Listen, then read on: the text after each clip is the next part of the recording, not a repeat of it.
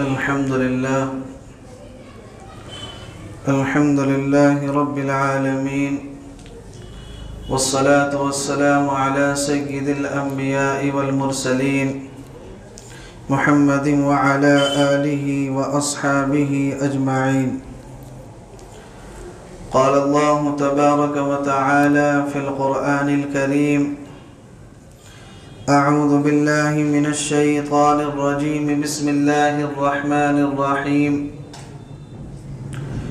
وقال ربكم ادعوني أستجب لكم إن الذين يستكبرون عن عبادتي سيدخلون جهنم داخرين. صدق الله العلي العظيم.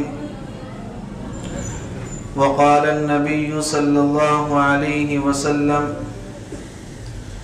إذا كانت ليلة النصف من شعبان فقوموا ليلها وصوموا يومها، أو كما قال النبي صلى الله عليه وسلم.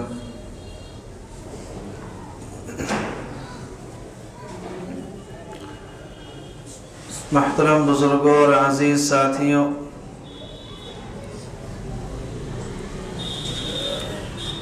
شب برأت سے متعلق ہم مسلمانوں کے یہاں افراط و تفریط پائی جاتی ہے. چنانچہ بعض لوگوں کا یہ کہنا ہے کہ شب برات کی کوئی فضیلت کتابوں میں موجود ہی نہیں ہے. وہ لوگ سرے سے اس کی فضیلت کا انکار کرتے ہیں. بعض حضرات اس کی فضیلت میں اتنا آگے بڑھ گئے کہ وہ شب برات کو شب قدر سے بھی آگے بڑھا دیتے ہیں، اور ایسی عبادات اور ایسے اذکار انہوں نے اس رات کے متعلق گڑھ لیے کہ جو حدیث کی کتابوں کے اندر موجود نہیں ہے. دونوں غلط ہیں. جو سرے سے انکار کرتے ہیں وہ بھی غلط ہیں، اور جو اس کی فضیلت کو شب قدر سے بھی آگے بڑھاتے ہیں وہ بھی غلط ہیں. اصل بات اور درمیانی راستہ یہ ہے کہ اس رات کی فضیلت سے متعلق جو باتیں احادیث کے اندر آئی ہیں ان کو لے لیا جائے، اور جو غلط باتیں اور غلط رسومات امت کے درمیان میں رائج ہیں ان کو چھوڑ دیا جائے. پیغمبر علیہ السلام نے حدیث شریف میں ارشاد فرمایا: اذا كانت لیلۃ النصف من شعبان، کہ جب شعبان کی درمیانی رات ہو، فقوموا لیلہا، تو اس رات میں تھوڑا سا قیام کر لو، وصوموا یومہا، اور اس دن کا روزہ رکھ لو. یہ دو باتیں اللہ کے نبی علیہ السلام سے حدیث کے اندر ملتی ہیں کہ رات کا مختصر سا قیام ہے، اور اگر ممکن ہو سکے تو دن کا روزہ ہے. حضرت عائشہ صدیقہ رضی اللہ عنہا فرماتی ہیں کہ ایک مرتبہ اللہ کے نبی میرے بستر میں موجود تھے. رات میں جب میں نے دیکھا کہ اللہ کے نبی میرے بستر میں موجود نہیں ہے تو میں اللہ کے نبی کو تلاش کرنے کے لیے نکل پڑی. تلاش کرتے کرتے جنت البقیع کا جو راستہ ہے ادھر نکل پڑی تو دیکھا کہ اللہ کے نبی قبرستان کے اندر موجود ہیں. حضرت عائشہ رضی اللہ عنہا نے اللہ کے نبی سے پوچھا کہ آپ یہاں کیوں آ گئے؟ اللہ کے نبی نے کہا کہ عائشہ تمہیں کیا لگا میں تمہارے ساتھ خیانت کروں گا کہ تمہیں چھوڑ کر کسی اور بیوی کے پاس چلا جاؤں گا؟ اصل بات یہ ہے کہ آج شعبان کی درمیانی رات ہے، اللہ رب العزت اس رات میں قبیلہ بنو کلب کی بکریوں کے جسم پر جتنے بال ہیں ان بالوں سے بھی زیادہ لوگوں کی اللہ رب العزت اس رات میں مغفرت فرماتے ہیں۔ اور ایک روایت کے اندر بھیڑ کا تذکرہ ہے۔ آپ کو معلوم ہے کہ بھیڑ کے جسم پر کتنے بال ہوتے ہیں؟ کروڑوں کی تعداد میں ایک بھیڑ کے جسم پر بال ہوں گے۔ اگر آدمی خود سے گننے کے لیے بیٹھے تو مہینے لگ جائیں گے۔ اللہ کے نبی نے بیان فرمایا کہ قبیلہ بنو کلب کہ جن کے پاس بھیڑوں کی تعداد لاکھوں میں تھی، ان کے جسموں پر جتنے بال ہیں ان بالوں سے بھی زیادہ لوگوں کی اللہ رب العزت اس رات میں مغفرت فرماتے ہیں۔ ایک دوسری حدیث میں اللہ کے نبی نے ارشاد فرمایا کہ اس رات میں اللہ تعالیٰ کا ایک منادی پکار کر کہتا ہے کہ کون ہے اللہ رب العزت سے مغفرت چاہنے والا کہ اس کی مغفرت کی جائے، کون ہے اللہ سے مانگنے والا کہ اس کی مراد کو پورا کیا جائے۔ یہ سلسلہ ساری رات چلتا ہے، منادی پکارتا ہے، لوگوں کی مرادوں کو پورا کیا جاتا ہے۔ لیکن حدیث شریف میں اللہ کے نبی نے فرمایا کہ چند ایسے لوگ ہیں کہ اللہ رب العزت کی اس رات میں رحمت اور مغفرت بارش کی طرح برستی ہے، لیکن وہ اس رات میں بھی اللہ کی رحمت اور مغفرت سے محروم رہ جاتے ہیں۔ چنانچہ اگر احادیث کی کتابوں کو کھنگالا جائے اور اس رات کے متعلق جتنی احادیث ہیں ان کو جمع کیا جائے تو 8 طرح کے وہ لوگ ہیں کہ جو اس رات کے اندر اللہ رب العزت کی رحمت سے کیا ہے محروم رہ جاتے ہیں۔ 8 طرح کے لوگ ہیں۔ باقی ان 8 کے علاوہ ہر طرح کے آدمی کی اللہ رب العزت اس رات میں مغفرت فرماتے ہیں اور اس کی مرادوں کو پوری فرماتے ہیں۔ ان میں سب سے پہلا شخص ہے مشرک، شرک کرنے والا، کہ اس کی اللہ رب العزت اس رات میں مغفرت نہیں فرماتے۔ قرآن کریم میں اللہ رب العزت کا صاف اعلان ہے، ان اللہ لا یغفر ان یشرک بہ ویغفر ما دون ذلک لمن یشاء۔ اللہ شرک کے علاوہ تمام گناہوں کو معاف کر دے گا، لیکن جو اللہ کے ذات شرک کرے گا اللہ رب العزت اس کو معاف نہیں کرے گا۔ اب چاہے وہ اللہ کی ذات میں شرک کرتا ہو یا اللہ کی صفات میں شرک کرتا ہو، دونوں طرح کے لوگوں کی اللہ کے یہاں کوئی معافی نہیں ہے۔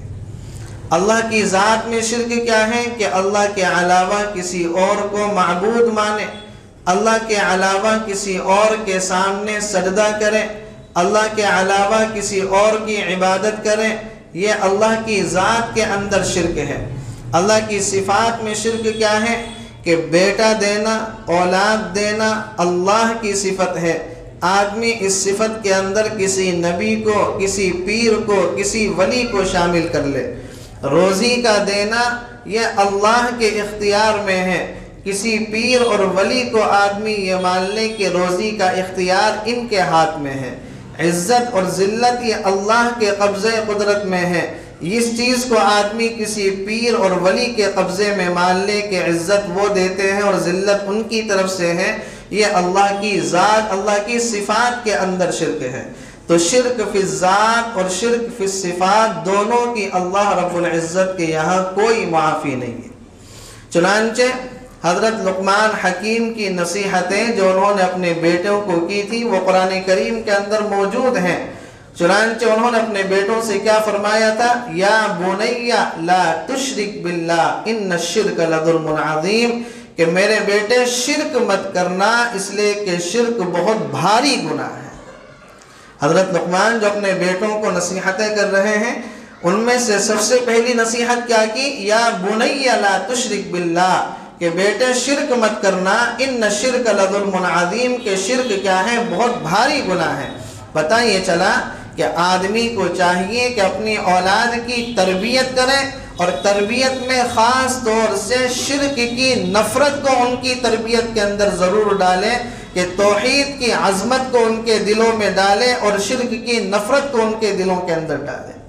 اس لیے کہ بچوں کے ذہن کے اندر جتنی زیادہ شرک سے نفرت ہوگی، بچوں کی جتنی زیادہ توحید مضبوط ہوگی، وہ اتنی ہی اپنے ایمان کی حفاظت کر سکتے ہیں۔ پیغمبر علیہ السلام نے حضرت معاذ بن جبل رضی اللہ عنہ کو جو یمن جاتے ہوئے 10 نصیحتیں کی تھیں، اس میں ایک نصیحت اللہ کے نبی نے حضرت معاذ بن جبل رضی اللہ عنہ کو یہ کی تھی کہ معاذ، اللہ کے ساتھ شرک مت کرنا، چاہے تمہارے ٹکڑے ٹکڑے کر دیے جائیں، چاہے تمہیں قتل کر دیا جائے، لیکن اللہ کے ساتھ شرک مت کرنا۔ یہ پیغمبر علیہ السلام اپنے صحابہ کرام کی تربیت فرما رہے ہیں کہ ظالم طاقتیں چاہیں تمہیں آگ کے اندر ڈال دیں، چاہے تمہارے ٹکڑے کر دیں، چاہے تمہیں قتل کر دیں، لیکن اللہ کے ساتھ شرک نہیں کرنا، اس لیے کہ اللہ کے یہاں تمام گناہوں کی معافی ہے، شرک کی کوئی معافی نہیں ہے۔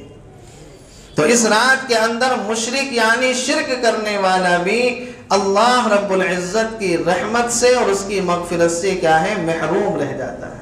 اس لیے خود بھی اس بات کا اہتمام کریں کہ اپنے آپ کو اس گندگی سے بچائیں اور اپنی اولادوں کی اس وقت میں خاص طور سے تربیت کریں کہ جو بچے اسکولوں میں پڑھنے والے ہیں، کالجوں میں پڑھنے والے ہیں، یونیورسٹی میں پڑھنے والے ہیں، چاہے وہ بچے ہوں چاہے وہ بچیاں ہوں، خاص طور سے ان کے اندر اس چیز کی تربیت کرنی چاہیے کہ ان کی توحید کی بنیاد کو آدمی اتنا مضبوط کر دے اور اتنا مضبوط کر دے اور ان کے دلوں کے اندر شرک کی گندگی کو اتنا بٹھا دے کہ بڑی سے بڑی باطل طاقتیں تمہارے بچوں کے ایمان کی بنیادوں کو ہلا نہ سکے۔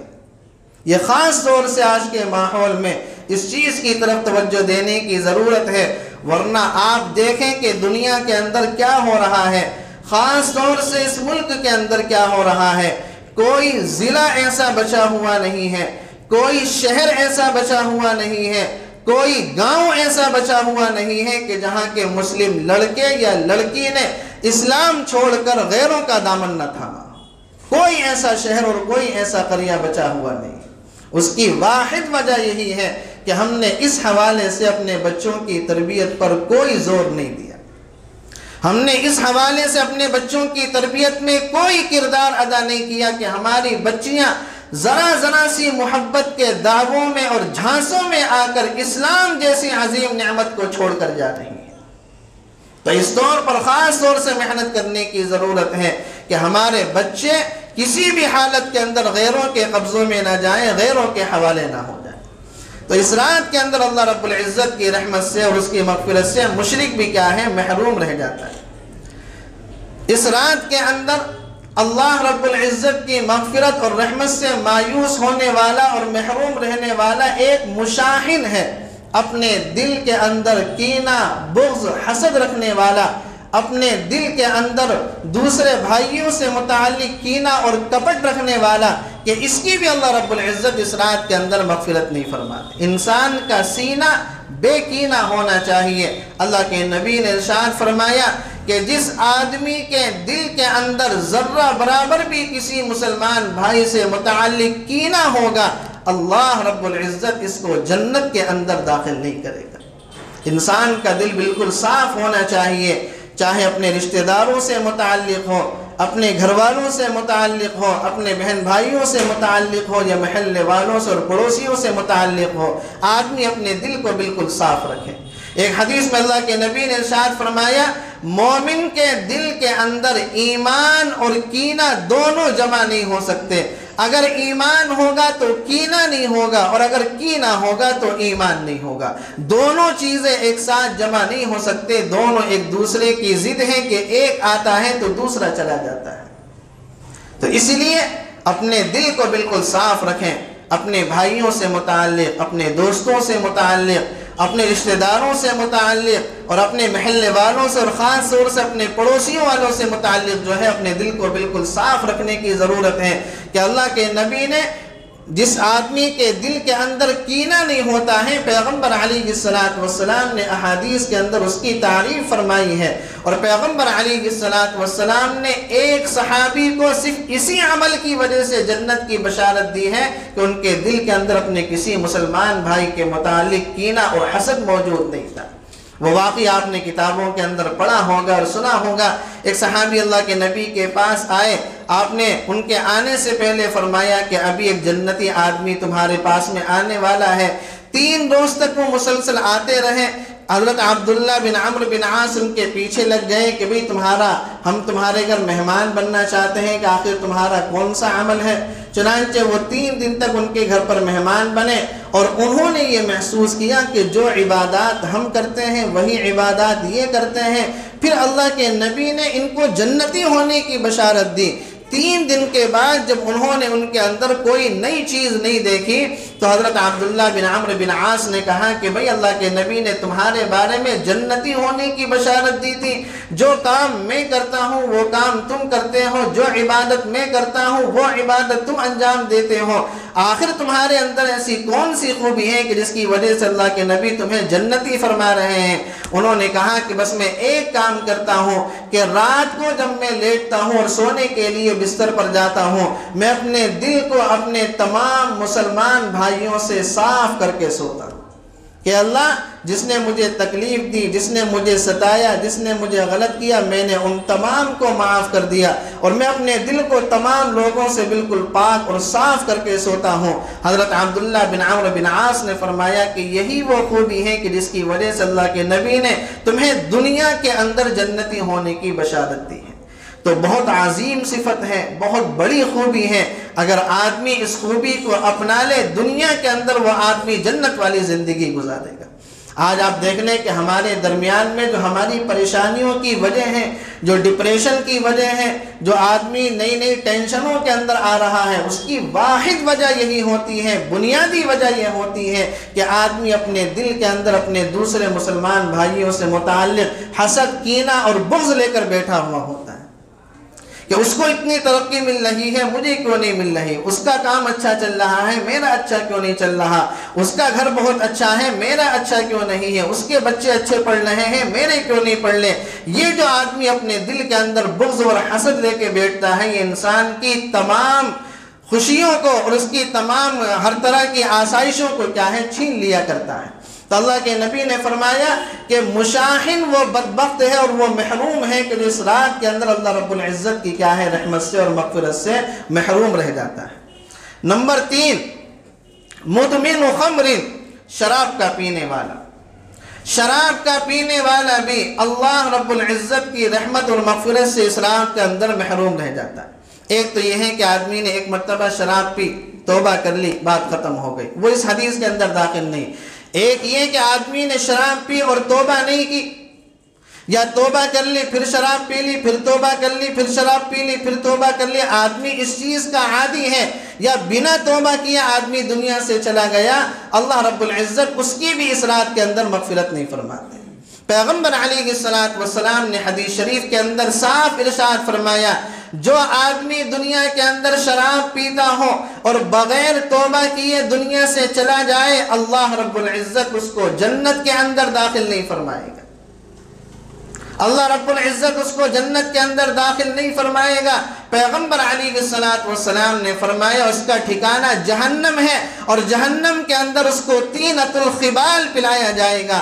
صحابہ نے کہا کہ اللہ کے نبی طینۃ الخبال کیا ہے؟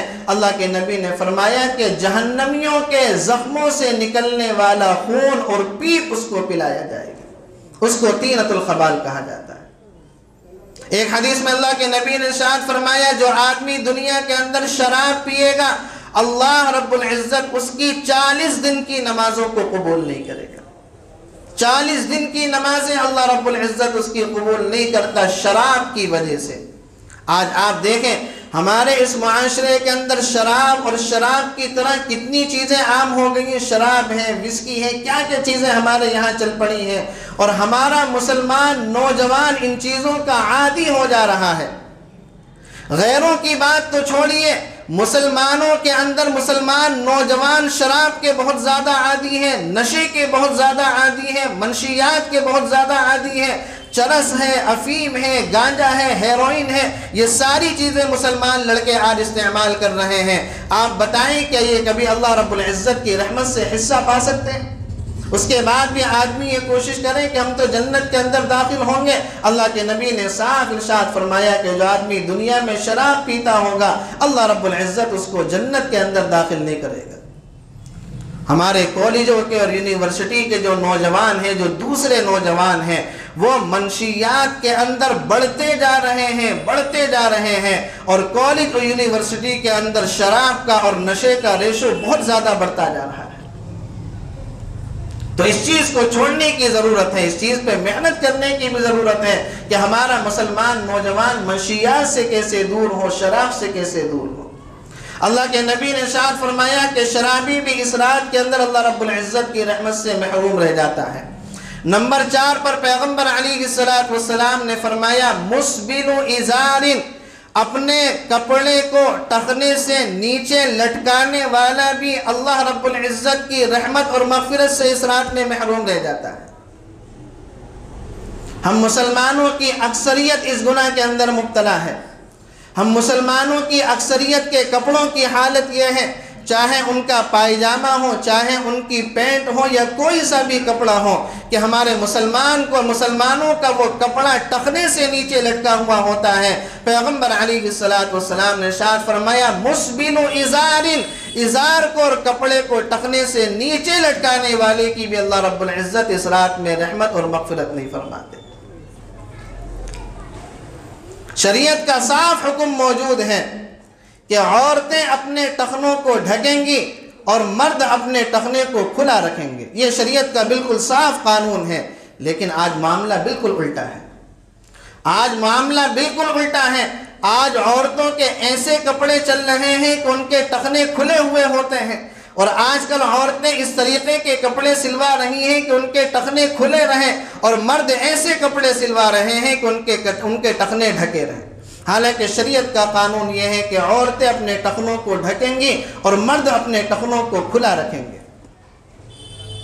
حدیث شریف میں پیغمبر علیہ السلام نے ارشاد فرمایا کہ جو آدمی اپنے کپڑے کو ٹخنے سے نیچے لٹکانے کی حالت میں نماز پڑھے گا اللہ رب العزت اس کی نماز کو قبول نہیں کرے گا۔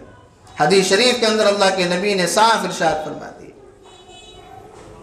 آپ جب نماز کھڑی ہوگی مسجد کے اندر، اگر آپ دیکھیں گے اکثریت لوگوں کی وہ ملے گی کہ جو نماز تو پڑھ رہے ہوں گے لیکن ان کے ٹخنے، ان کے کپڑے ان کے ٹخنوں سے نیچے لٹکے ہوئے ہوں گے۔ اللہ کے نبی نے ارشاد فرمایا ان کی نماز قبول نہیں ہوتی۔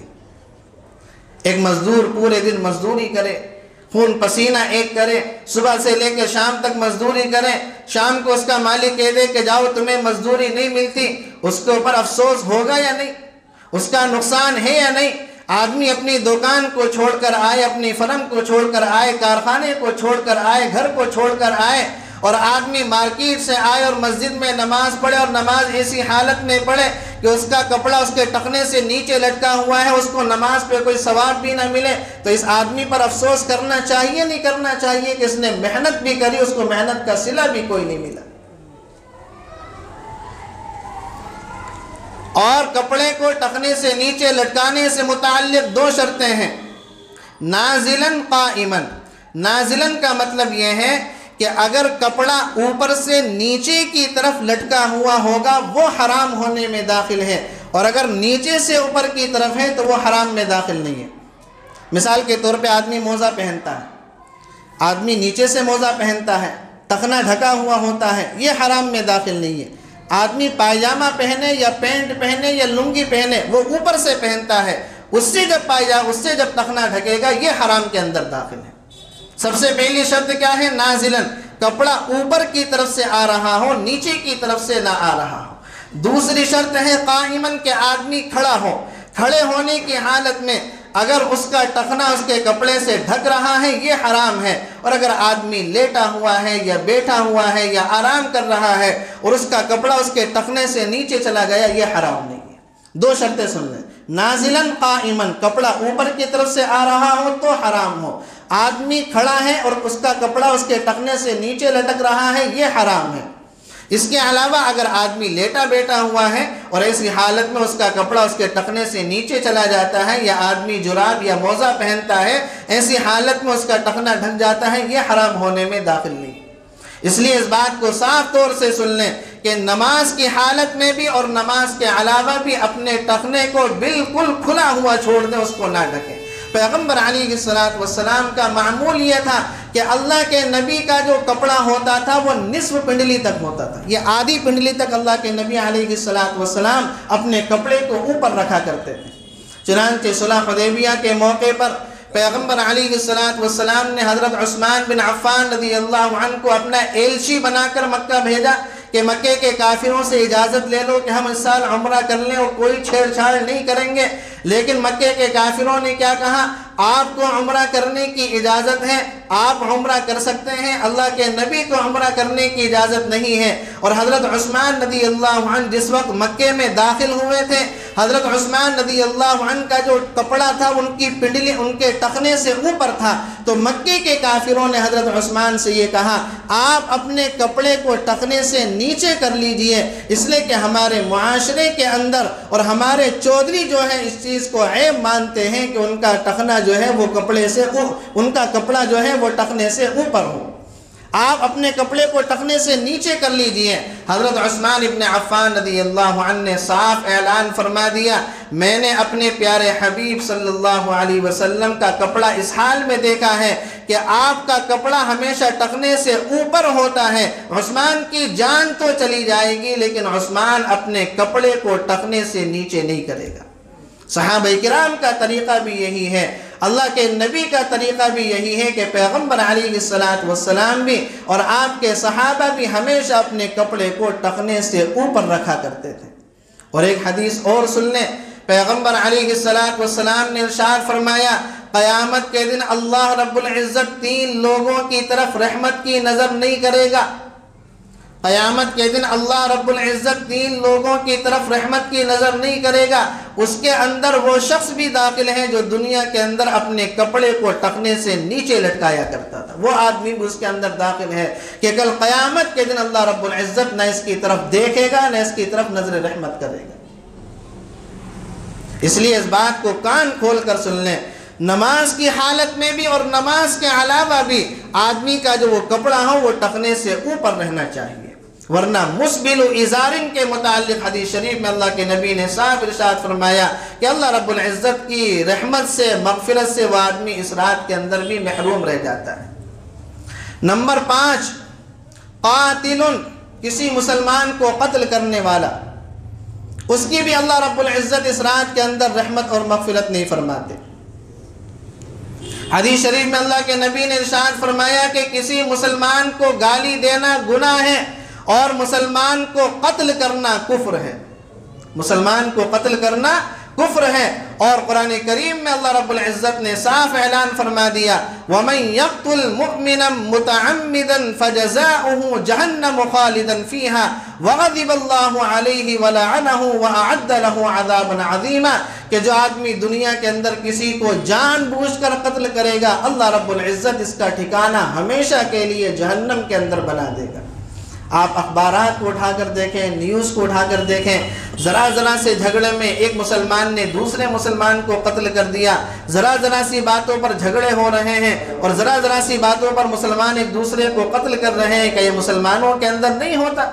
پیغمبر علیہ السلام نے تو صاف اعلان فرما دیا کہ قاتل کی اللہ رب العزت اس رات میں مغفرت نہیں فرماتے۔ نمبر 6 پر قاطع رحم، قطع رحمی کرنے والا، رشتہ داریوں کو توڑنے والا، رشتہ ناتوں کو توڑنے والا، رشتہ داریوں کو ختم کرنے والا، اللہ رب العزت اس کی بھی اس رات میں مغفرت نہیں فرماتے۔ حدیث شریف میں اللہ کے نبی نے ارشاد فرمایا لا يدخل الجنت قاطع، جنت کے اندر قطع رحمی کرنے والا، رشتہ داریوں کو توڑنے والا، رشتہ داریوں کو ختم کرنے والا، رشتہ ناتوں کے اندر بگاڑ ڈالنے والا جنت کے اندر داخل نہیں ہوگا۔ پیغمبر علیہ السلام نے صاف اعلان فرما دیا۔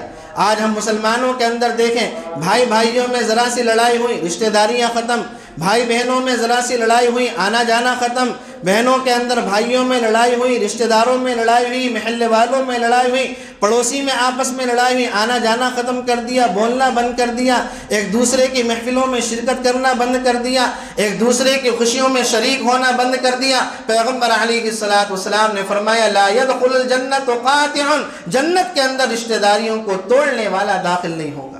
ایک حدیث میں اللہ کے نبی نے فرمایا سل من قطعک، جو تم سے توڑے تم اس سے جوڑو، واعف عمن ظلمک، جو تم پر ظلم کرے تم اس کو معاف کرو، واحسن من اساء الیک، اور جو تمہارے ساتھ برا سلوک کرے تم اس کے ساتھ اچھا سلوک کرو۔ ایک حدیث میں آتا ہے کہ اللہ رب العزت نے جب تمام چیزوں کو پیدا کیا، رشتہ داری نے اللہ رب العزت کے عرش کے پائے کو پکڑ لیا، اور اللہ رب العزت سے رشتہ داری کہنے لگی کہ میرے لیے کیا چیز خاص کی گئی ہے۔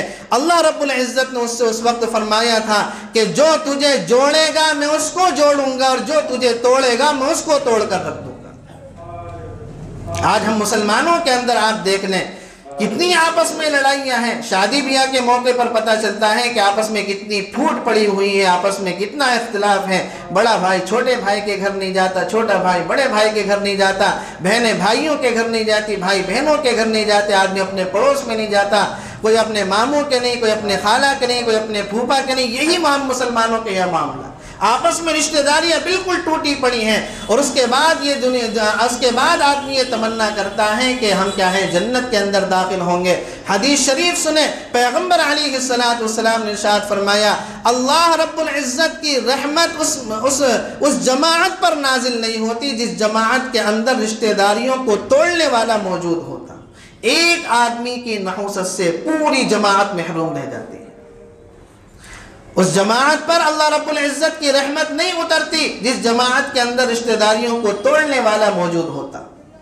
ایک روایت کے اندر آتا ہے پیغمبر علیہ الصلوۃ والسلام نے صحابہ کرام سے فرمایا ہم لوگ ایک دعا مانگنے والے ہیں، اس مجمع کے اندر کوئی آدمی ایسا تو نہیں ہے کہ جس نے اپنی کسی سے رشتہ داری کو توڑ رکھا ہو، اس لیے کہ اس کی وجہ سے ہماری دعا قبول نہیں ہوگی۔ روایات کے اندر آتا ہے کہ ایک صحابی بھاگے بھاگے اٹھے، اپنے گھر پر گئے اور پھر اس دعا کے اندر آ کر شریک ہو گئے۔ پیغمبر علیہ الصلوۃ والسلام نے کہا کہ کہاں گئے تھے؟ کہنے لگے کہ اللہ کے نبی اپنی خالہ سے میں نے اپنے تعلق کو توڑ رکھا تھا، لیکن جب آپ نے فرمایا فوراً اپنی خالہ کے گھر گیا، ان سے معافی مانگی، اور معافی کرنے کے بعد پھر میں یہاں پر آ کر بیٹھ گیا۔ پیغمبر علیہ الصلوۃ والسلام نے فرمایا جس مجمع کے اندر رشتہ داری کو توڑنے والا موجود ہوتا ہو، اللہ رب العزت اس مجمع کی دعا کو قبول نہیں کرتا۔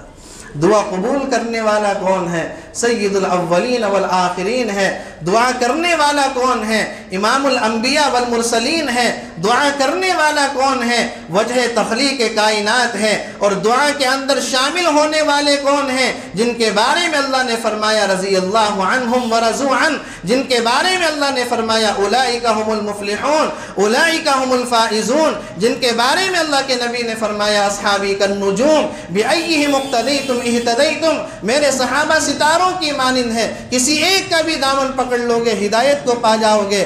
دعا کرنے والا امام الانبیاء، دعا کے اندر شامل ہونے والے صحابہ کرام، لیکن اس کے باوجود پیغمبر علیہ الصلوۃ والسلام نے فرمایا کہ اگر اس مجمع کے اندر کوئی رشتہ داری کو توڑنے والا موجود ہوگا، رشتے ناتوں کو ختم کرنے والا موجود ہوگا، تو ہماری دعا اللہ رب العزت قبول نہیں کرے گا۔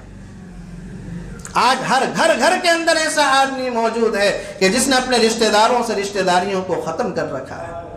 اگر یہ بیماری کسی کے اندر ہے، اگر کسی نے ایسا کر رکھا ہے، تو اس رات کے گزرنے سے پہلے اس چیز کو ختم کر لیں، معاف کرا لیں، ورنہ خدا کی قسم شب برات کی رحمت اور شب برات بھی اس کو کوئی فائدہ نہیں پہنچانے والی۔ کہ پیغمبر علیہ الصلوۃ والسلام نے فرمایا کہ قاطع رحم، رشتہ داری کو توڑنے والا بھی اللہ رب العزت کی مغفرت سے اس رات کے اندر محروم رہ جاتا ہے۔ نمبر 7 وعاق لوالدین، اور ماں باپ کا نافرمان بھی اس رات کے اندر اللہ رب العزت کی رحمت سے اور مغفرت سے محروم رہ جاتا ہے۔ کون؟ ماں باپ کا نافرمان۔ قرآن کریم میں اللہ رب العزت نے صاف اعلان فرما دیا وَوَصَّيْنَا الْإِنسَانَ بِوَالِدَيْهِ إِحْسَانًا، ہم نے لوگوں کو اس بات کی وصیت کی ہے اور نصیحت کی ہے کہ اپنے ماں باپ کے ساتھ اچھا سلوک کرنا. وَقَضَىٰ رَبُّكَ أَلَّا تَعْبُدُوا إِلَّا إِيَّاهُ وَبِالْوَالِدَيْنِ إِحْسَانًا إِمَّا يَبْلُغَنَّ عِندَكَ الْكِبَرَ أَحَدُهُمَا أَوْ كِلَاهُمَا فَلَا تَقُل لَّهُمَا أُفٍّ وَلَا تَنْهَرْهُمَا وَقُل لَّهُمَا قَوْلًا كَرِيمًا کہ تمہارے ماں باپ میں سے دونوں یا کوئی ایک بڑھاپے کی حالت کو پہنچ جائے، ان کے سامنے اف بھی اپنی زبان سے نہ نکالو. اف بھی نکالنے کی اجازت نہیں ہے. گالیاں بکنا، جھڑکنا، بدتمیزی کرنا، ہاتھ اٹھانا اور ان کو اونچی آواز سے بولنا، ان کے ساتھ بدتمیزی کرنا تو بہت آگے کی بات ہے. قرآن کا صاف اعلان ہے، رب کائنات کا صاف اعلان ہے قرآن کے اندر، وَلَا تَقُل لَّهُمَا أُفٍّ وَلَا تَنْهَرْهُمَا. اف بھی اپنی زبان سے نہ نکالو، ان کو جھڑکنے کی بھی تمہیں اجازت نہیں ہے. یہ ہمارے نوجوان 18 سال کے، 20 سال کے، 25 سال کے، 30 سال کے، ہمیشہ ان کے والدین کی یہی شکایت ہے کہ میرا بچہ مجھے بدتمیزی سے بولتا ہے، میرا بچہ مجھے اونچی آواز سے بات کرتا ہے، میرا بیٹا مجھے گالیاں بکتا ہے، میرا بیٹا مجھے جھڑکتا ہے، میرا بیٹا میری عزت نہیں کرتا. قرآن کریم کا صاف اعلان ہے کہ ایسے آدمی کو جنت کی خوشبو بھی نصیب نہیں ہوگی. صحابہ کرام نے اللہ کے نبی سے پوچھا کہ اللہ کے نبی، ماں باپ کے بارے میں آپ کیا کہتے ہیں؟ اللہ کے نبی نے ارشاد فرمایا، ہما جنتک و نارک، وہ دونوں تیری جنت بھی ہیں، تیری دوزخ بھی ہیں. خدمت کرے گا تو جنت کو پائے گا اور ان کی نافرمانی کرے گا تو سیدھا جہنم کے اندر جائے گا. حضرت عبداللہ ابن مسعود رضی اللہ عنہ فرماتے ہیں، میں نے اللہ کے نبی سے پوچھا کہ اللہ کے نبی، اللہ کے نزدیک سب سے بہترین نیکی کیا ہے؟ اللہ کو سب سے بہترین کون سی نیکی پسند ہے؟ اللہ کے نبی نے فرمایا، وقت پر نماز پڑھنا. یہ کیا ہے؟ اللہ کے نزدیک سب سے بہترین نیکی ہے. فرماتے ہیں کہ میں نے اللہ کے نبی سے پوچھا کہ اس کے بعد کون سی نیکی اللہ کو سب سے زیادہ پسند ہے؟ پیغمبر علیہ السلام نے فرمایا، ماں باپ کے ساتھ اچھا سلوک کرنا. یہ اللہ کو دوسرے نمبر پر سب سے زیادہ نیکی پسند ہے. کیا؟ ماں باپ کے ساتھ اچھا سلوک کرنا. صحابہ کرام نے اللہ کے نبی سے پوچھا کہ اللہ کے نبی قیامت کب آئے گی؟ اللہ کے نبی نے فرمایا کہ یہ تو اللہ کو معلوم ہے. نہیں اللہ کے نبی، کوئی نشانی بتا دیجئے، کوئی علامات بتا دیجئے، کوئی اس کی علامت بتا دیجئے کہ قیامت کب آئے گی. پیغمبر علیہ السلام نے فرمایا، جب دنیا کے اندر ماؤں کو ذلیل کیا جانے لگے گا، اللہ رب العزت قیامت کو بھیج دے گا. ایک حدیث میں پیغمبر علیہ السلام نے ارشاد فرمایا، جو آدمی صبح کو اپنے والدین کو ایک مرتبہ محبت کی نگاہ سے دیکھے، اللہ رب العزت اس کو ایک مقبول حج کا ثواب دیتا ہے. اللہ رب العزت اس کو ایک مقبول حج کا ثواب دیتا ہے.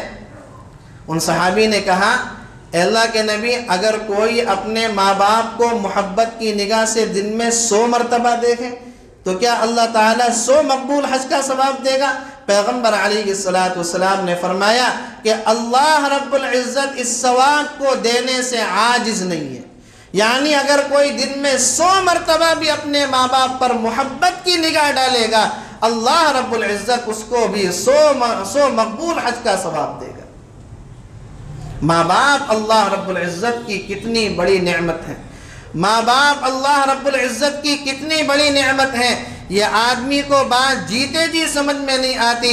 جب یہ نعمت ہاتھ سے چلی جاتی ہے، جب یہ نعمت ہاتھ سے چھن جاتی ہے، تب آدمی تکیوں میں منہ دے کر روتا ہے، لیکن اس وقت اس کو کوئی تسلی دینے والا نہیں ہوتا. اس وقت اس کو ڈھارس بندھانے والا کوئی نہیں ہوتا. اس وقت اس کو تسلی کے کلمات کہنے والا کوئی نہیں ہوتا. ایک ماں ہی ایسی دنیا کے اندر مخلوق ہے کہ جس کے بارے میں یہ کہا جاتا ہے کہ دنیا کی ہر عدالت کے اندر سزا ہوتی ہے، لیکن ماں کی عدالت میں کوئی سزا نہیں ہوتی. بچہ کتنی بڑی غلطی کر لے، کتنا کچھ کر لے، ماں باپ کو کتنا بھی ستا لے، لیکن ماں باپ کبھی بھی اپنے بچے کو کیا ہے، اس کے ساتھ ظلم نہیں کرتے. ماں باپ اپنے بچے کو سزا نہیں دیتے. اللہ کے نبی جنت کے اندر ٹہل رہے ہیں. حضرت جبریل علیہ السلام اللہ کے نبی کے ساتھ ہیں. پیغمبر علیہ السلام نے دیکھا کہ جنت کے اندر قرآن کریم کی تلاوت کی آواز آ رہی ہے. اللہ کے نبی نے حضرت جبریل سے پوچھا کہ جبریل، یہ آواز کس کی ہے تلاوت کی؟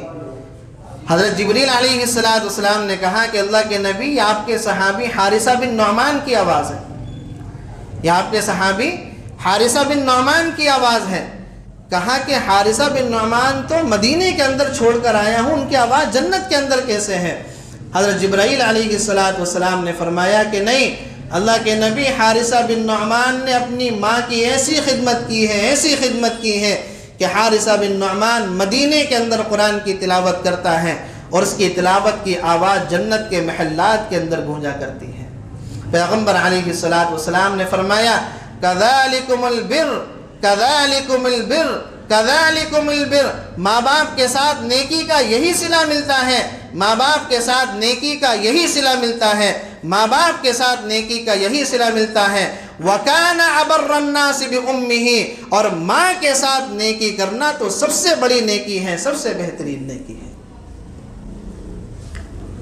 پیغمبر علیہ السلام کے بارے میں آتا ہے، اللہ کے نبی علیہ السلام فرمایا کرتے تھے کہ کاش میں عشاء کی نماز کے بعد مصلی پر کھڑا ہوتا اور میری ماں مجھے آواز دیتی، میں نماز کو توڑ کر اپنی امی کے پاس جاتا اور کہتا کہ بتائیے امی جان آپ کو کس چیز کی ضرورت ہے؟ اس لیے کہ پیغمبر علیہ السلام کے والد تو اس دنیا میں آنے سے پہلے ہی رخصت ہو گئے تھے، اور اللہ کے نبی کی عمر جب 6 سال کی تھی تو والدہ کا سایہ بھی اٹھ گیا تھا، لیکن پیغمبر علیہ السلام نے ہمیشہ ساری زندگی اس کمی کو محسوس کیا۔ غزوہ بدر کا یا احد کا موقع ہے، صحابہ کرام کے درمیان میں اللہ کے نبی مال غنیمت تقسیم کر رہے ہیں، اللہ کے نبی جلدی سے اٹھے، اپنے بدن سے چادر کو اتارا، زمین پر بچھایا، ایک بڑھیا آئی، اللہ کے نبی نے ان کو اس پر بٹھایا اور بڑی عزت کے ساتھ اس سے بات کی اور ان کو مال غنیمت سے بھی نوازا، ان کو پیسے بھی دیے۔ صحابہ کرام بڑی حیرت میں کہ اللہ کے نبی کا یہ رویہ کہ اپنی چادر اتار کر ان کے لیے بچھا دی، جس چادر پر دنیا کی نعمتوں کو قربان کیا جا سکتا ہے، جس چادر کا مقابلہ دنیا کی کوئی نعمت بڑی سے بڑی نہیں کر سکتی، اللہ کے نبی نے ان کے لیے اپنی چادر کو زمین پر بچھا دیا اور ان کو اپنی چادر پر بٹھایا اور ان کو مال غنیمت سے نوازا، اور ان کے ساتھ اللہ کے نبی نے بڑے اچھے سے بات کی۔ صحابہ کرام نے اللہ کے نبی سے پوچھا کہ یہ کون ہے؟ پیغمبر علیہ السلام نے فرمایا کہ یہ وہ ماں ہے کہ جس نے مجھے بچپن میں دودھ پلایا تھا، اس کا نام حلیمہ ہے۔ یہ پیغمبر علیہ السلام کا اس ماں کے ساتھ سلوک ہے کہ جس ماں نے اللہ کے نبی کو جنم نہیں دیا تھا، جس ماں نے اللہ کے نبی کو جنم دیا تھا، اگر پیغمبر علیہ السلام ان کا زمانہ پاتے تو اللہ کے نبی اپنی ماں کی کیا خدمت کرتے۔ حضرت موسیٰ علیہ السلام کا واقعہ آپ نے کتنی مرتبہ سنا ہوگا۔ حضرت موسیٰ علیہ السلام اللہ تعالیٰ سے فرماتے ہیں کہ اللہ جنت میں پڑوسی کون ہوگا، ذرا وہ تو بتا دیجئے، جنت میں ہمارا پڑوسی کون ہے، ذرا ہمیں بتا دیجئے۔ اللہ کے حضرت موسیٰ علیہ السلام سے اللہ تعالیٰ نے فرمایا کہ فلاں شہر کے اندر ایک قصائی ہے، گوشت بیچنے والا ہے، وہ تمہارا جنت کے اندر پڑوسی ہوگا۔ حضرت موسیٰ علیہ السلام نے سوچا کوئی نبی ہوں گے، حضرت عیسیٰ ہوں یا اللہ کے نبی ہوں، 1.25 لاکھ انبیاء میں سے کوئی نبی کو میرا پڑوسی بنایا جائے گا؟ کہاں کہ ایک شہر کے اندر گوشت بیچنے والا قصائی ہے، وہ جنت کے اندر تمہارا پڑوسی ہوگا۔ حضرت موسیٰ علیہ السلام نے سوچا کہ اس کو تو تلاش کرنا پڑے گا، ایک گوشت بیچنے والا میرا پڑوسی ہے جنت کے اندر، اللہ رب العزت نے اس کو میرا پڑوس عطا کیا ہے۔ تلاش کرنے کے لیے نکل پڑے، اس کی دکان پر پہنچے، دیکھا کہ وہ آدمی گوشت بیچ رہا ہے۔ شام کو جب گوشت بیچ کر فارغ ہو گیا، تھوڑا سا گوشت اس نے ایک تھیلے کے اندر بچا رکھا تھا، اس کو تھیلے کے اندر ڈال کر چل پڑا۔ حضرت موسیٰ علیہ السلام نے کہا کہ میں مسافر ہوں، میرا یہاں پر کوئی نہیں ہے، ایک رات کے لیے آپ کا مہمان بننا چاہتا ہوں۔ کہا کہ بہت اچھی بات ہے، بہت اچھی بات ہے، حضرت موسیٰ علیہ السلام کا پڑوسی تھا تو مہمان نواز کیوں نہیں ہوگا۔ حضرت موسیٰ علیہ السلام کو ساتھ دے کر چڑھ پڑا، گھر کے اندر پہنچا۔ گھر کے اندر پہنچتے ہی اس نے سب سے پہلے چارپائی پر ایک بوڑھی عورت لیٹی ہوئی تھی، اس کو بٹھایا، بٹھانے کے بعد اس کو اچھے سے پانی پلایا، اس کی خیریت پوچھی، خیریت پوچھنے کے بعد اس کو چارپائی پر لٹا دیا، اور جو گوشت تھیلے کے اندر لے کر آیا تھا اس گوشت کو نکالا، اس کو پکایا، اور پکانے کے بعد سب سے پہلے اپنی بوڑھی ماں کو کھلایا، اس بوڑھی عورت کو کھلایا، اپنے ہاتھ سے لقمے بنا بنا کر کھلا رہا تھا۔ حضرت موسیٰ علیہ السلام یہ سارا منظر دیکھ رہے تھے۔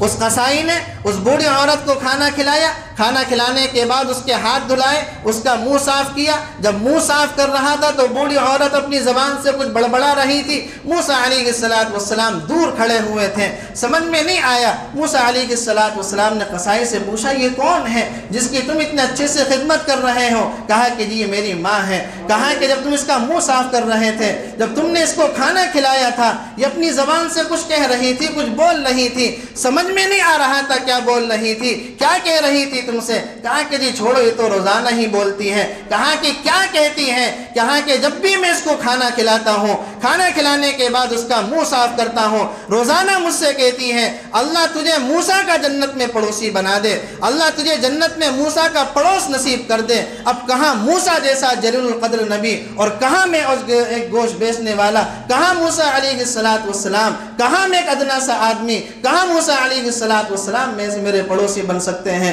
حضرت موسیٰ علیہ السلام نے فرمایا مبارک ہو، اللہ تعالیٰ تمہیں مبارک کرے، میں ہی موسیٰ ہوں، میں نے اللہ سے پوچھا تھا کہ جنت میں میرا پڑوسی کون ہوگا، اللہ نے تمہارے بارے میں مجھے بتایا تھا۔ ماں کی خدمت کرتے رہنا، اسی خدمت کے نتیجے میں اللہ رب العزت نے تمہیں یہ مقام دیا ہے کہ تم جنت کے اندر میرے پڑوسی بنو گے۔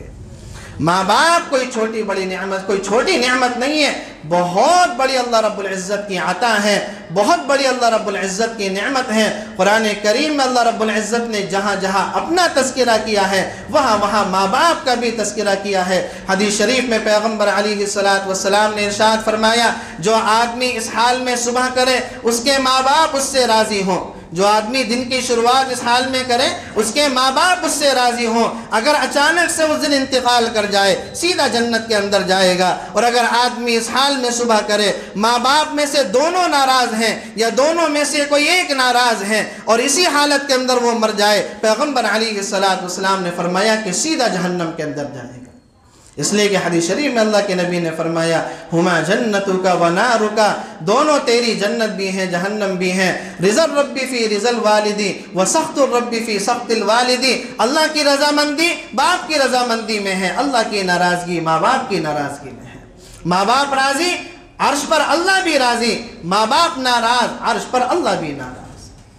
تو عاق لوالدین، جو آدمی اپنے ماں باپ کا نافرمان ہے وہ بھی اس رات کے اندر اللہ رب العزت کی رحمت سے محروم رہ جاتا ہے، اللہ رب العزت کی مغفرت سے اس کو حصہ نہیں ملتا۔ نمبر 8، زانی، زنا کرنے والا، کہ وہ بھی اللہ رب العزت کی رحمت سے اور مغفرت سے اس رات کے اندر محروم رہ جاتا ہے۔ پیغمبر علیہ السلام نے فرمایا جب آدمی زنا کرتا ہے اس وقت ایمان اس کے اندر سے نکل جاتا ہے، توبہ کرتا ہے، پھر ایمان اس کے اندر لوٹ کر واپس آ جاتا ہے۔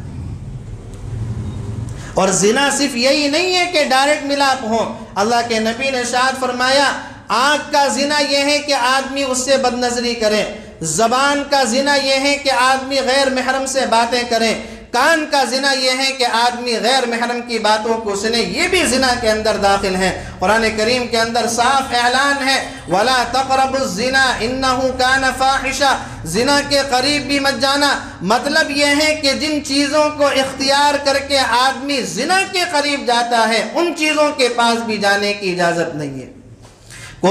کوئی مرد کسی عورت سے ڈائریکٹ زنا نہیں کرتا، پہلے فونوں پر باتیں ہوتی ہیں، میسیجوں پر چیٹنگیں ہوتی ہیں، اس کے بعد آدمی زنا کے اندر مبتلا ہوتا ہے۔ قرآن یہ کہتا ہے کہ جن اسباب کو اختیار کر کے آدمی زنا تک پہنچتا ہے ان اسباب کو بھی اختیار کرنے کی ضرورت نہیں ہے، ان کے قریب جانے کی اجازت نہیں ہے۔ وَلَا تَقْرَبُوا الزِّنَا إِنَّهُ كَانَ فَاحِشًا۔ آج ہمارا مسلمان نوجوان زنا کی لت میں پڑا ہوا ہے، 18 20 25 سال کے لڑکے موبائلوں پر اتنی باتیں ہیں غیر محرم لڑکیوں سے، اور اس چیز کو گناہ ہی نہیں سمجھ رہے، غیر محرم لڑکی سے بات کرنے کو گناہ ہی نہیں سمجھ رہے۔ 25 سال کا لڑکا، 22 سال کا لڑکا، 20 سال کا لڑکا، دیکھ لیں مسلم محلوں کے اندر کیا حالت ہوئی پڑی، پورے دن فونوں پہ باتیں، پوری رات فون پہ باتیں۔ کیا یہ زنا کے اندر داخل نہیں ہے؟ اللہ کے نبی نے تو صاف اعلان کر دیا زبان کا زنا یہ ہے کہ آدمی غیر محرم سے باتیں کرے، یہ زنا کے اندر داخل نہیں ہے۔ اور زنا کے بارے میں قرآن کریم نے کتنا سخت لہجہ اختیار کیا ہے، اور قرآن کریم نے اللہ رب العزت نے قرآن کریم کے اندر زانی کی کتنی سخت وعید اس کے بارے میں نازل فرمائی ہے۔ اور اس کی واحد وجہ یہ ہے کہ شادی کے اندر تاخیر، نکاح کے اندر تاخیر۔ اگر صحیح عمر میں لڑکے کی لڑکی کی شادی کر دی جائے تو ان فونوں پر باتیں کرنے کی نوبت ہی نہ آئے، لیکن لڑکوں کو زنا کی طرف ڈالنے والے، لڑکیوں کو زنا کی طرف ڈالنے والے میں ماں باپ کا بھی بہت بڑا کردار ہوتا ہے۔ اس میں سب سے اہم چیز یہ موبائل ہے۔ 20 سال کی لڑکی جو گھر کے اندر رہتی ہے، جو باہر نہیں جاتی، اس کے پاس بڑے موبائل کی ضرورت کس چیز کی ہے؟ زنا کے اندر دھکیلنے والے تو خود ماں باپ ہیں، اور اوپر سے ان کی شادیوں کے اندر تاخیر کرنا۔ یاد رکھیں، جب لڑکا اور لڑکی زنا کے اندر مبتلا ہوگا تو جتنا گناہ ان کو ملے گا اتنا ماں باپ کو بھی ملے گا، اتنا گناہ ماں باپ کو بھی ملے گا، اس لیے کہ ماں باپ اگر صحیح عمر میں اپنے بچوں اور بچیوں کی شادی کر دیں تو کبھی بھی اس چیز کی نوبت نہ آئے۔ لیکن ہمارے مسلمانوں کے اندر معاملہ کیا ہے؟ نکاح کو اتنا بھاری بنا دیا، اتنا مہنگا بنا دیا، اس کو اتنی بڑی چیز بنا دی کہ ہر آدمی نکاح کرتے ہوئے پہلے یہ سوچتا ہے کہ میرے پاس کم سے کم 5 سے 10 لاکھ روپے ہوں تو نکاح کی سوچیں گے۔ حالانکہ اللہ کے نبی نے ارشاد فرمایا، اعظم النکاح برکتاً ایسرہ مؤونتاً، سب سے بابرکت نکاح وہ ہوتا ہے جس میں خرچہ کم ہوتا ہے۔ اور اللہ کے نبی نے ارشاد فرمایا، نکاح میں 2 خرچے ہیں، ایک مہر کا خرچہ ہے اور ایک ولیمے کا خرچہ ہو، اگر آدمی کی گنجائش ہو، یہ 2 خرچے ہیں۔ اس کے علاوہ جتنے خرچے ہم نے لگا رکھے ہیں کہ 1 لاکھ کا شادی ہال اور 1 لاکھ کا کھانا اور 15 اور 20 ہزار روپے کا ڈی جے اور 20 ہزار روپے کی ویڈیو گرافی اور اتنے ہزار کا یہ، اتنے ہزار کا یہ، خدا کی قسم سب لغویات ہیں، سب فضولیات ہیں، شریعت سے اس کا کوئی تعلق نہیں ہے۔ جس معاشرے کے اندر نکاح سستا ہوتا ہے اس معاشرے کے اندر زنا مہنگا ہوتا ہے، اور جس معاشرے کے اندر نکاح مہنگا ہو جاتا ہے اس معاشرے کے اندر زنا سستا ہو جاتا ہے۔ کوئی زنا کرنا چاہے 500 ہزار 2000 روپے میں زنا کر لے گا، نکاح کرنا چاہے تو 5 لاکھ روپے 10 لاکھ روپے چاہیے، تو ظاہر سی بات ہے معاشرے کے اندر پھر بے حیائی پھیلے گی، زنا ہی پھیلے گا، پھر معاشرے کے اندر حیا اور عفت و عصمت کہاں سے پھیلے گی؟ تو اللہ کے نبی نے صاف ارشاد فرما دیا، زانی زنا کرنے والا، یاد رکھ لے اس بات کو، اس سے وہ آدمی مراد نہیں ہے جو ڈائریکٹ زنا کے اندر مبتلا ہو، ہر وہ آدمی جو کسی غیر محرم سے باتیں کر رہا ہو، چاہے میسج کے ذریعے سے ہو چاہے فون کے ذریعے سے ہو، وہ بھی زنا کے اندر داخل ہے، اور وہ آدمی بھی اللہ رب العزت کی رحمت اور مغفرت سے اس رات کے اندر محروم رہ جاتا ہے۔ اور جیسے میں نے حدیث پڑھی تھی کہ اللہ کے نبی نے ارشاد فرمایا، قیامت کے دن 3 طرح کے لوگوں سے اللہ رب العزت نہ بات کرے گا، نہ ان کی طرف نظر رحمت کرے گا، اس کے اندر ایک یہ زنا کرنے والا بھی داخل ہے کہ نہ اللہ رب العزت اس سے قیامت کے دن بات کرے گا اور نہ اس کی طرف اللہ رب العزت رحمت کی نگاہ ڈالے گا۔ یہ وہ 8 بد نصیب لوگ ہیں جو اللہ رب العزت کی رحمت سے اور مغفرت سے اس رات کے اندر بھی محروم رہ جاتے ہیں۔ اس لیے اگر ہم مجمع میں سے کوئی آدمی ان گناہوں کے اندر مبتلا ہو یا کسی ایک گناہ کے اندر مبتلا ہو، اس رات کے گزرنے سے پہلے توبہ کر لے اور اپنے معاملے کو صاف کر لے۔ زنا کا معاملہ اتنا آسان نہیں ہے۔ اللہ کے نبی کے پاس ایک صحابی آتے ہیں، کہا اللہ کے نبی زنا کی اجازت دے دیجیے۔ کیا فرمایا؟ زنا کی اجازت دے دیجیے۔ پیغمبر علیہ السلام اگر ہمارے جیسا مزاج رکھتے تو کیا ہے، بھگا دیتے مجلس سے کہ نبی سے زنا کی اجازت مانگ رہا ہے، اور نبی بھی کون ہے جو تمام نبیوں کا سردار ہے، اور اجازت کہاں مانگی جا رہی ہے؟ مسجد نبوی کے اندر، جہاں پر ایک نماز کا ثواب 50,000 نمازوں کی برابر ہے۔ اللہ کے نبی سے وہ کہہ رہے ہیں کہ اللہ کے نبی زنا کی اجازت دے دیجیے۔ پیغمبر علیہ السلام نے کچھ نہیں فرمایا۔ اللہ کے نبی نے کہا، کیا تم اس بات کو پسند کرتے ہو کہ کوئی تمہاری ماں کے ساتھ زنا کرے؟ نہیں، اللہ کے نبی اس بات کو پسند تو نہیں کرتا۔ اللہ کے نبی نے پھر کہا، کیا تم اس بات کو پسند کرتے ہو کہ کوئی تمہاری بہن کے ساتھ زنا کرے؟ نہیں، اللہ کے نبی میں اس بات کو بھی پسند نہیں کرتا۔ کیا تم اس بات کو پسند کرتے ہو کہ کوئی تمہاری بیوی کے ساتھ زنا کرے؟ نہیں، اللہ کے نبی میں اس بات کو بھی پسند نہیں کرتا۔ پھر اللہ کے نبی نے فرمایا کہ کیا تم اس بات کو پسند کرتے ہو کہ کوئی تمہاری بیٹی کے ساتھ زنا کرے، کوئی تمہاری بیٹی کے ساتھ منہ کالا کرے؟ نہیں اللہ کے نبی، میں اس بات کو پسند نہیں کرتا۔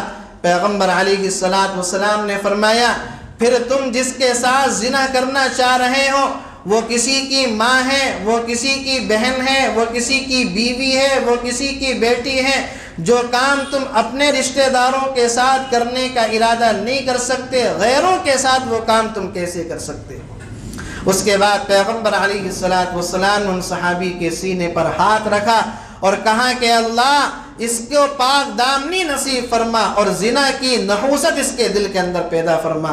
صحابہ کرام فرماتے ہیں کہ ہم نے پھر ان صحابی کا یہ حال دیکھا کہ مدینے کی گلیوں میں پھر انہوں نے کبھی اپنی نگاہ کو اونچا کر کے نہیں دیکھا، ہمیشہ نگاہ کو نیچا کر کے چلا کرتے۔ اب یہ آج کل کے ہمارے نوجوان جو فونوں پہ باتیں کر رہے ہیں، جس لڑکی سے باتیں کر رہے ہیں وہ بھی تو کسی کی بہن ہے، وہ بھی تو کسی کی بیٹی ہے۔ اپنی بہن کی جب بات آتی ہے کہ جی تمہاری بہن فلاں لڑکے سے باتیں کری، اچھا گلا گھونٹ دوں گا، اس کا جان سے مار دوں گا اور یہ کر دوں گا اور وہ کر دوں گا۔ اپنی بہن کے بارے میں تو تم انسان بن جاتے ہو، دوسروں کی بہنوں کے بارے میں اور دوسروں کی بیٹیوں کے بارے میں پھر جانور سے زیادہ بدتر کیوں بن جاتے ہیں؟ اپنی بہن کے بارے میں تو آدمی یہ خیال رکھے نہ ہماری بہن سے کوئی بات کرے، نہ ہماری بہن کسی سے کوئی غلط کام کرے، نہ ہماری بہن کسی دوسرے کی طرف دیکھے۔ جب اپنی بہنوں کے بارے میں اتنے پاکیزہ خیالات رکھتے ہو تو دوسروں کی بہن بیٹیوں کے بارے میں بھی پاکیزہ خیالات رکھو۔ پیغمبر علیہ السلام نے ارشاد فرمایا تم پاک دامن رہو، تمہارے گھر والے پاک دامن رہیں گے۔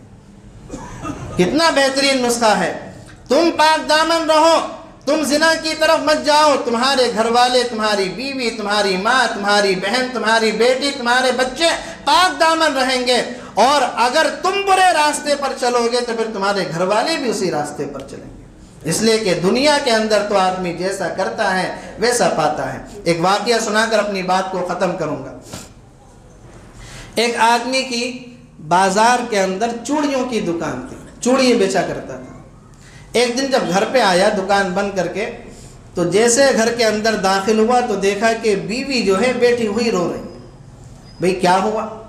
کہا کہ آج تو غضب ہو گئے۔ کہا کہ بھئی کیا ہوا، بات تو بتاؤ۔ کہا کہ ہمارے گھر میں جو دودھ دینے والا روزانہ آتا ہے آج تک کبھی ایسا نہیں ہوا کہ اس نے مجھے چھوا ہو۔ آج جب میں نے دودھ کا برتن دینے کے لیے ہاتھ آگے بڑھایا تو اس نے میرے ہاتھ کو دبا دیا، اور میں اسی بات کو سوچ سوچ کر رو رہی ہوں کہ آج تک ہمارے ساتھ یہ معاملہ نہیں ہوا، آج اس آدمی نے مجھے ہاتھ لگا دیا اور میرے ہاتھ کو دبا دیا، ربا یہ میرے ساتھ کیا ہو گیا؟ وہ آدمی رونے لگا اور کہنے لگا کہ اس میں تمہارا کوئی قصور نہیں ہے، قصور اس میں میرا ہے کہ آج ایک عورت میرے پاس چوڑی پہننے کے لیے جب دکان میں آئی اور اس نے مجھے جب اپنا ہاتھ آگے کیا کہ میرے ہاتھ میں چوڑی پہنا دو تو اس کا ہاتھ نرم اور نازک تھا، میں نے شہوت کے ساتھ اس کے ہاتھ کو دبا دیا، اس کا بدلہ مجھے یہ ملا کہ گھر کے اندر کسی غیر محرم نے میری بیوی کے ہاتھ کو دبا دیا۔ تو یہ دنیا کا معاملہ ہے۔ تم پاک دامن رہو گے، تمہاری گھر والے پاک دامن رہیں گے۔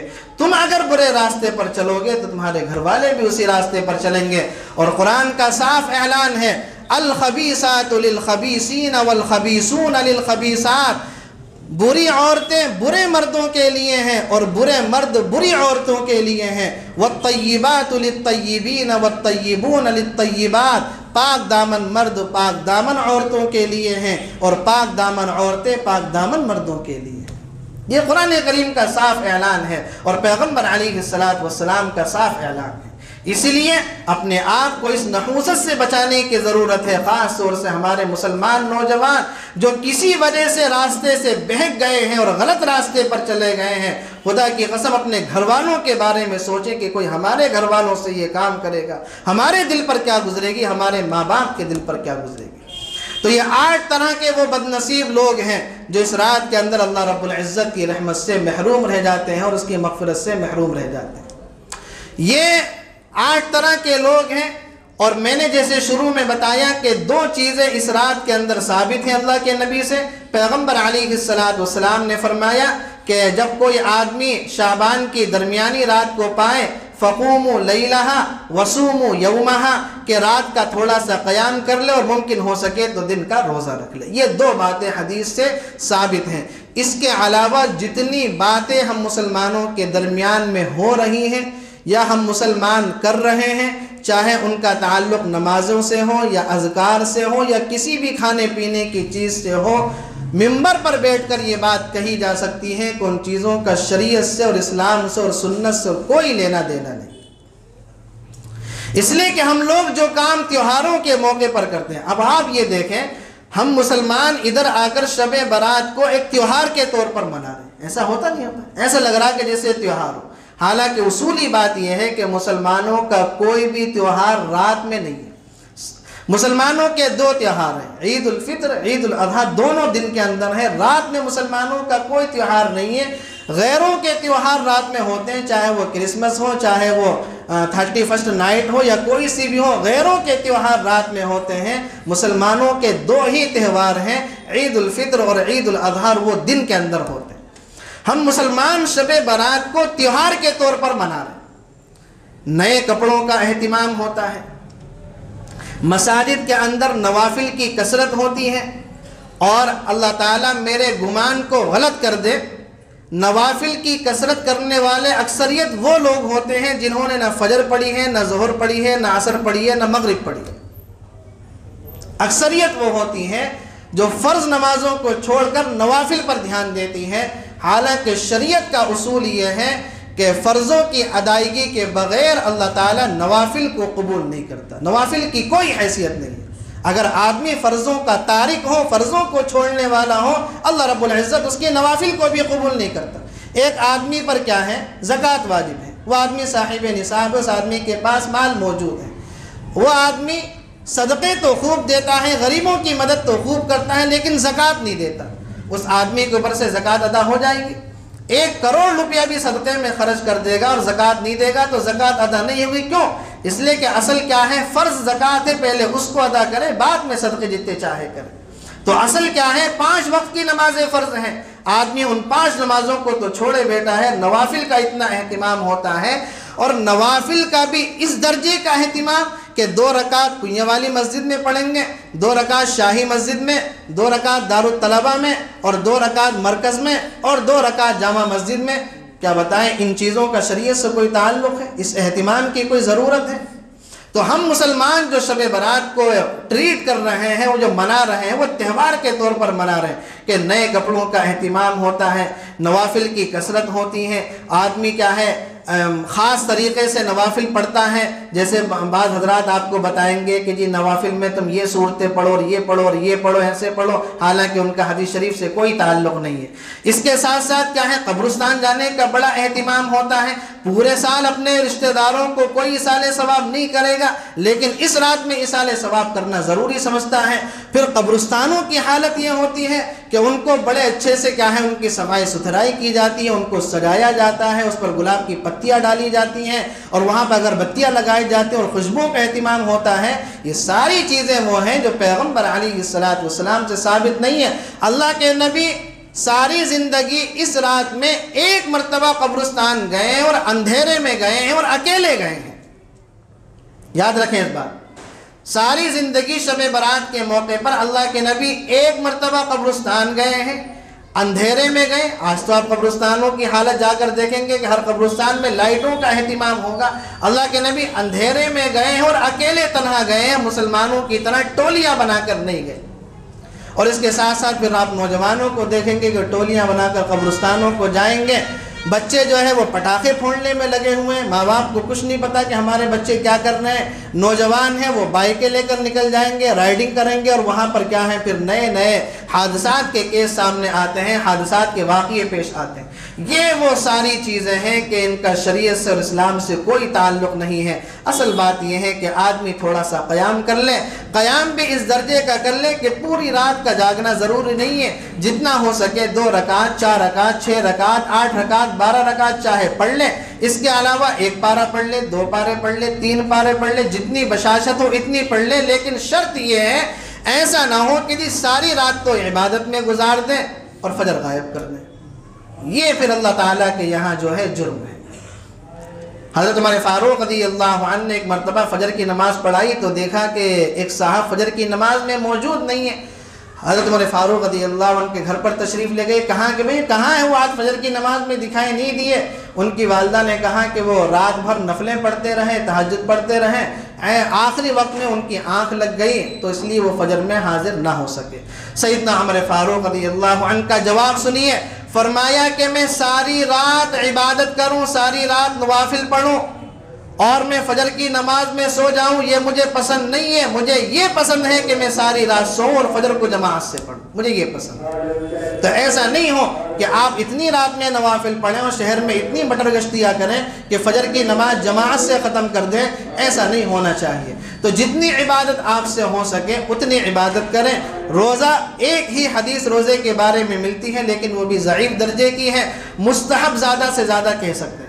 شب برات کے روزہ نہ فرض ہے نہ واجب ہے، مستحب ہو سکتا ہے زیادہ سے زیادہ کہ اگر آدمی کوئی رکھ لے تو ثواب ہے، نہ رکھے تو کوئی گناہ نہیں ہے کہ جی تم نے اگر روزہ رکھ لیا تو تم پورے گھر والوں کے لیے سردرد بن گئے، پورے گھر والوں کے پیچھے پڑے ہوئے ہوں، دوستوں کے پیچھے پڑے ہوئے ہوں اور اپنی عبادت کی دھاگ ان پر جما رہے ہوں، دھوس جما رہے ہوں، ایسا نہیں ہونا چاہیے۔ حضرت شیخ سعدی رحمۃ اللہ علیہ اپنے والد کے ساتھ ایک مرتبہ فجر کی نماز کے لیے اٹھے تو دیکھا کہ گھر والے سو رہے تھے۔ شیخ سعدی نے اپنے والد سے کہا ہم تو تہجد کے لیے اٹھ گئے، ہمارے گھر والے سو رہے ہیں، یہ تو غلط بات ہے۔ والد نے کہا کہ تو بھی سوتا رہتا تو اچھی بات تھی، کم سے کم ان پہ تانے تو نہ کستا، ان کو تانے تو نہ کستا، تو بھی سوتا رہتا تو اچھی بات ہے۔ تو اصل بات یہ ہے کہ آدمی چاہے رات کو قیام کرے، رات کو نوافل پڑھے یا قرآن کی تلاوت کرے یا آدمی روزہ رکھے، مستحب درجے کی چیز ہے۔ کوئی اگر نہ کرے تو اس پر ان کو لعنت و ملامت نہ کرے، اس کو بے حیثیت نہ سمجھے، سامنے والے کو کم نہ سمجھے۔ یہ دو چیزیں اس رات میں ثابت ہیں۔ اس کے علاوہ یہ آتش بازی ہو، چاہے حلوے کا معاملہ ہو یا حلیم کا معاملہ ہو یا صلاۃ التسبیح کی بعض جگہ جماعت سے نمازیں ہوتی ہیں، ان چیزوں کا شریعت سے کوئی تعلق نہیں ہے۔ صلاۃ التسبیح نفل نماز ہے، نفل نماز کی جماعت نہیں ہوتی ہے، نفل نماز تنہا پڑھی جاتی ہے، نفل نماز تنہا پڑھی جاتی ہیں۔ اور صلاۃ التسبیح کے بارے میں بھی سن لیں، پیغمبر علیہ الصلاۃ نے اپنے چچا حضرت عباس رضی اللہ عنہ سے فرمایا کہ چچا جان تمہیں ایک نماز سکھاتا ہوں، اس نماز کو کیا ہے تم پڑھنا، بہتر یہ ہے کہ روزانہ پڑھو، روزانہ نہ پڑھ سکو تو ہفتے میں ایک بار پڑھ لو، ہفتے میں ایک بار نہ پڑھ سکو تو مہینے میں ایک بار پڑھ لو، مہینے میں نہ پڑھ سکو تو سال میں ایک مرتبہ پڑھ لو، سال میں نہ پڑھ سکو تو زندگی میں ایک مرتبہ تو ضرور پڑھ لینا کہ اس نماز کی برکت سے اللہ تعالیٰ آدمی کے اگلے پچھلے تمام گناہوں کو معاف کر دیا کرتا ہے۔ صلاۃ التسبیح کی فضیلت یہ ہے کہ جو آدمی اس کو پڑھے گا اس کے اگلے پچھلے تمام گناہ معاف ہو جائیں گے۔ لیکن اس بات کو یاد رکھنا، حقوق اللہ معاف ہوتے ہیں، حقوق العباد معاف نہیں ہوتے۔ جو آدمی دوسروں کو ٹوپیاں پہناتا ہے نا، جو دوسروں کو دھوکے دیتا ہے اور دوسروں کے ساتھ وعدہ خلافی کرتا ہے، دوسروں کے حق مارتا ہے، بہنوں کے جو وراثت میں حق کھا جاتا ہے، یہ صلاۃ التسبیح سے معاف نہیں ہوتے، یہ تو سامنے اس سے جا کر ہی معاف کروانے پڑیں گے۔ یاد آ رہی بات سن میں؟ حقوق اللہ تو معاف ہو جائیں گے لیکن حقوق العباد تو اسی پارٹی سے معاف کروانے پڑیں گے جس کے ساتھ آپ نے غلط کیا ہے۔ تو صلاۃ التسبیح کی نماز کا طریقہ یہ ہے کہ آپ 4 رکعت نماز صلاۃ التسبیح کی نیت باندھیں کہ نیت کرتا ہوں میں 4 رکعت نماز صلاۃ التسبیح کی، منہ میرا کعبہ شریف کی طرف نیت باندھیں۔ نیت باندھنے کے بعد ثنا پڑھیں اور ثنا پڑھنے کے بعد 2 طریقے بتاتا ہوں۔ سب سے پہلے طریقہ وہ بتاؤں گا جو سب سے آسان ہوگا۔ آپ نیت باندھیں، نیت باندھنے کے بعد ثنا پڑھیں، ثنا پڑھنے کے بعد 15 مرتبہ دعا پڑھیں، سبحان اللہ والحمد للہ ولا الہ الا اللہ واللہ اکبر، چاہے اتنی پڑھ لیں، ولا حول ولا قوت الا باللہ العلی العظیم، چاہے اس کا بھی اضافہ کر لیں۔ تو ثنا پڑھنے کے بعد پہلے 15 مرتبہ آپ اس دعا کو پڑھیں، اس کے بعد اعوذ باللہ پڑھیں، اس کے بعد بسم اللہ پڑھیں، اس کے بعد سورہ فاتحہ پڑھیں، اس کے بعد سورت ملائیں۔ سورت ملانے کے بعد رکوع میں جانے سے پہلے پھر 10 مرتبہ یہ دعا پڑھیں۔ کتنی مرتبہ ہو گئی؟ کتنی مرتبہ ہوئی؟ 25 مرتبہ ہو گئی۔ اس کے بعد جو ہے آپ رکوع کے اندر جائیں، رکوع میں جانے کے بعد آپ رکوع کی تسبیح پڑھیں، رکوع کی تسبیح سے فارغ ہونے کے بعد آپ پھر 10 مرتبہ یہ دعا پڑھیں۔ کتنی مرتبہ ہوا؟ 35 مرتبہ ہوا۔ اس کے بعد آپ رکوع سے اٹھیں قیام کی حالت میں، پھر آپ سجدے میں جانے سے پہلے 10 مرتبہ یہ پڑھیں۔ کتنی مرتبہ ہوا؟ 45 مرتبہ۔ پھر آپ سجدے کے اندر جائیں، سجدے کی تسبیحات پڑھیں، تسبیحات پڑھنے کے بعد پھر 10 مرتبہ یہ پڑھیں۔ کتنی مرتبہ ہوا؟ جی 55 مرتبہ ہوا۔ اس کے بعد آپ ایک سجدہ کرنے کے بعد دوسرے سجدے میں جانے سے پہلے جب آپ بیٹھیں گے جلسے کے اندر تو دوسرے سجدے میں جانے سے پہلے پھر 10 مرتبہ پڑھیں۔ کتنی مرتبہ ہوا؟ 65 مرتبہ۔ پھر آپ دوسرا سجدہ کریں اور دوسرے سجدے میں تسبیحات پڑھنے کے بعد پھر 10 مرتبہ آپ یہ پڑھیں۔ کتنی مرتبہ ہوا؟ 75 مرتبہ۔ 4 رکعت میں 300 مرتبہ ہو جائے گی۔ ایک طریقہ یہ ہے۔ دوسرا طریقہ آپ یہ ہے کہ آپ ثنا پڑھیں، ثنا پڑھنے کے بعد اعوذ باللہ، بسم اللہ، اس کے بعد سورہ فاتحہ اور اس کے بعد سورت ملائے آپ 15 مرتبہ پڑھیں۔ پھر اس کے بعد 10 مرتبہ آپ رکوع میں پڑھیں، پھر 10 مرتبہ رکوع سے اٹھنے کے بعد پڑھیں، پھر 10 مرتبہ پہلے سجدے کے اندر پڑھیں، پھر 10 مرتبہ سجدے کے بعد پڑھیں، پھر 10 مرتبہ دوسرے سجدے میں پڑھیں، پھر 10 مرتبہ رکعت میں کھڑے ہونے سے پہلے دوسرے سجدے کے بعد اس کو پڑھنے۔ ایک طریقہ یہ ہے۔ دونوں طریقے میں سے کوئی سے بھی طریقے سے آپ صلاۃ التسبیح کو پڑھ سکتے ہیں۔ اللہ تعالیٰ سے دعا ہے کہنے سننے سے زیادہ عمل کرنے کی توفیق نصیب فرمائے۔ جو گزارشات آپ حضرات سے کہی گئی ہیں ان پر مجھے بھی اور آپ سبھی کو عمل کرنے کی توفیق نصیب فرمائے۔ آخر میں پھر وہی کہوں گا، جہاں تک ہو سکے عبادت کرنے کی کوشش کریں، اپنی مسجدوں میں عبادت کریں۔ عبادت آپ نے کر لی، تھوڑی کری یا زیادہ کری، نیند آ رہی ہے، خاموشی سے گھر پر جا کر سو جائیں، فجر کی نماز مسجد میں آ کے پڑھیں۔ اپنے وقت کو برباد نہ کریں، اپنے وقت کو ضائع نہ کریں، موبائلوں میں نہ لگیں، ادھر ادھر چوراہوں پر نہ کھڑے ہیں، بائکوں کو نہ چلائیں اور کیا ہے آتش بازی نہ کریں۔ اللہ تعالی ہم سب کو دین کی صحیح سمجھ عطا فرمائے۔